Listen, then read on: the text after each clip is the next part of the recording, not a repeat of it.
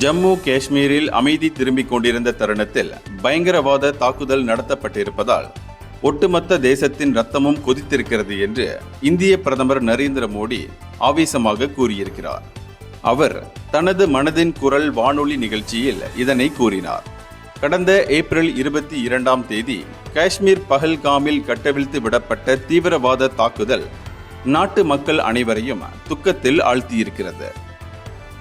இந்த சம்பவம் அனைத்து இந்தியர்களின் மனதில் ஆழமான துயரத்தை ஏற்படுத்தி இருக்கிறது. படுகொலை செய்யப்பட்டவர்கள் எந்த மாநிலத்தை சேர்ந்தவர்களாக இருந்தாலும், எந்த மொழி பேசுபவர்களாக இருந்தாலும், இந்த பயங்கரவாதத்தில் தங்கள் சுற்றத்தாரை பறிகொடுத்த வழியை அனைவரும் உணர்கிறார்கள். இந்த பயங்கரவாத தாக்குதலின் படத்தை பார்க்கும் நாட்டு மக்களின் ரத்தம் கொதித்திருப்பதை என்னால் உணர முடிகிறது. தீவிரவாதிகளின் கோழைத்தனத்தை இந்த தாக்குதல் காட்டுகிறது.